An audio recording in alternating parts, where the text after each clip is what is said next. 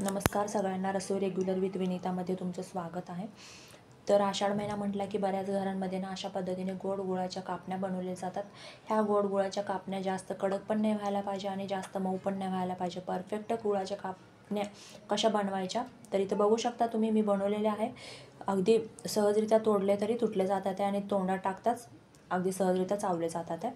तर अशा पद्धतीने मी इथे गुळाच्या कापण्या बनवल्या. तर परफेक्ट गुळाच्या कापण्या कशा बनवायच्या ह्या व्हिडिओमध्ये मी सांगितलेलं आहे, तर पूर्ण व्हिडिओ शेवटपर्यंत नक्की बघा.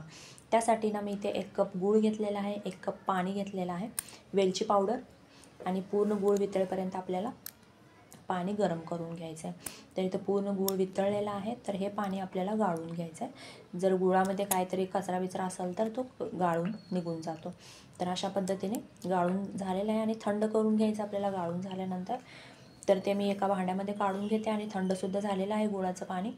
तर एका भांड्यामध्ये ना मी इथे 2 कप गव्हाचं पीठ घेतलेलं आहे, बडीशोप घेतलेला आहे 1 चमचा, चवीनुसार मीठ आहे, बेसन घेतलेलं आहे 1 चमचा. हे सारं व्यवस्थित आपल्याला एकत्रित मिक्स करून घ्यायचं आहे आणि थोडं थोडं गुळाचं पाणी ॲड करून आपल्याला पीठ मळून घ्यायचं आहे. तर इथे मी अर्धा कप पीठ अजून थोडं ॲड केलेलं आहे, कारण की गुळाचं पाणी जास्त झालं तर म्हणून मी अजून एक अर्धा कप पीठ त्यामध्ये मिक्स करून अशा पद्धतीने मी मळून घेतलेलं आहे पीठ. तर 5 मिनटानंतर रेस्ट झाल्यानंतर अशा पद्धतीने मी एक गोळा घेतलेला आहे आणि मी इथे लाटून घेते. तर आता लाटून घेताना आपल्याला जास्त पातळ नाही लाटून घ्यायचं. जर आपण जास्त पातळच लाटलो ना तर कडक बनतील आणि जास्त जरा जाड ठेवलं ना तर ते मऊच बनतील. म्हणून जास्त पातळ पण नाही ठेवायचं आणि जास्त जाडसुद्धा नाही ठेवायचं. अशा पद्धतीने मीडियम साईजमध्येच लाटून घ्यायचं आहे. आणि वरून थोडेसे मी खसखस भुरभुरून घेते आणि खसखस भुरभुरून घेतल्यानंतर आपल्याला लाटण्याने थोडंसं वरून फिरून घ्यायचं, जेणेकरून खसखस व्यवस्थित चिटकून बसतील. तर अशा पद्धतीने लाटून झालेलं आहे आणि आता मी कट करून घेते. तुम्ही तुमच्या आवडत्या शेपमध्ये कट करून घेऊ शकता.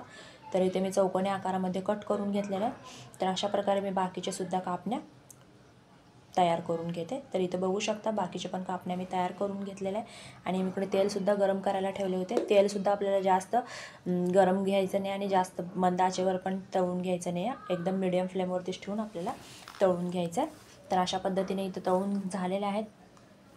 तर इथं बघू शकता अगदी सहजरित्या तुटले जातात आहे. जास्त कडकसुद्धा नाही झालेले आहेत आणि जास्त मऊसुद्धा नाही झालेले आहेत. अगदी परफेक्ट अशा आपल्या कापण्या बनवून तयार झालेल्या आहेत. तर ह्या आषाढ महिन्यामध्ये तुम्ही अशा पद्धतीने नक्की कापण्या करून बघा, तुम्हाला आवडतील. जर व्हिडिओ आवडला असेल तर व्हिडिओला लाईक करा आणि सबस्क्राईब करा. धन्यवाद.